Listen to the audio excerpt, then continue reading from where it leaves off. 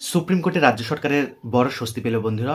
আমরা জানি যে গত ৩রা এপ্রিল প্রধান বিচারপতির বেঞ্চের যে সঞ্জীব খান্নার বেঞ্চ, সেখানে কিন্তু ২৬,০০০ প্যানেল বাতিল হয়েছে।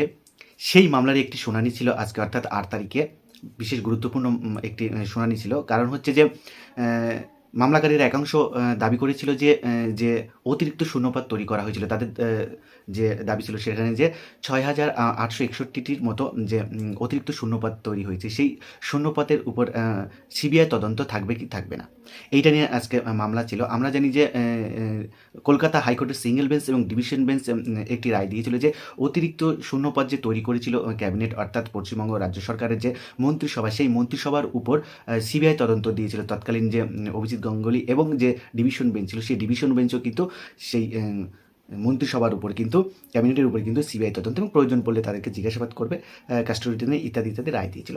কিন্তু সেই রায়েরই আজকে সুপ্রিম কোর্টে একটি শুনানি হলো। তো সেই শুনানিতে বিচারপতি, যে প্রধান বিচারপতি সঞ্জীব খান্না, তিনি আজকে সম্পূর্ণ এই শুনানিটি করেন। এবং শুনানিতে দেখা যায় যে আইনজীবীরা একাংশ দাবি করে যে সুপার মিউটেড যে পদ, অর্থাৎ অতিরিক্ত শূন্যপদ তৈরি করেছিল রাজ্য ক্যাবিনেট বা মন্ত্রিসভা, সেই মন্ত্রিসভার বিরুদ্ধে যে সিবিআই তদন্ত দিয়েছিল হাইকোর্ট, ডিভিশন বেঞ্চ এবং সিঙ্গেল বেঞ্চ, সেই তদন্ত বলবৎ থাকবে কিনা।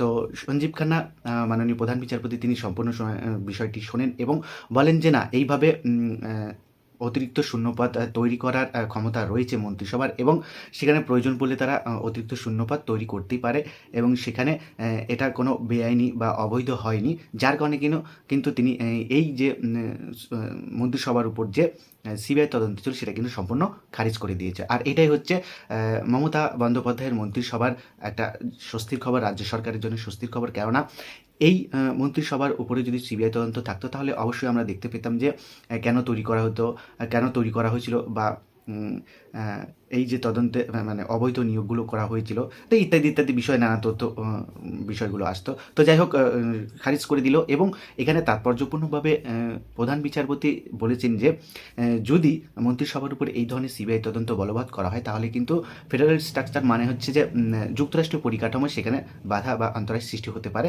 তাই জন্যে যে সুপার মিউটেটারি যে পদ বা অতিরিক্ত শূন্যপদ তৈরি করেছিল রাজ্য মন্ত্রিসভা, সেটা কিন্তু অবৈধ নয়, বৈধ হিসাবেই দেখছে সুপ্রিম কোর্ট, এবং সেখান থেকে কিন্তু সিবিআই তদন্ত স্থগিত করে দিল এবং তাদের মামলাও কিন্তু খারিজ করে দিল। তো এই হচ্ছে রাজ্য সরকারের এই মুহূর্তে ২৬,০০০ চাকরি বাতিলের যে সিবিআই তদন্ত মন্ত্রিসভার উপর, সেটা খারিজ করে দিল। ফলে রাজ্য মন্ত্রিসভা কিন্তু একটা বড় স্বস্তি পেল বলতেই পারি। কেননা এত বড় একটা দুর্নীতি হয়েছে, যেখানে ২৬,০০০ প্যানেল বাতিল হয়েছে, সেখানে বৈধদের নিয়ে এত জটিলতা, তার মধ্যে যদি সিবিআই তদন্ত, তো অবশ্যই অনেকটাই সমস্যায় পড়ে যেত মন্ত্রিসভা।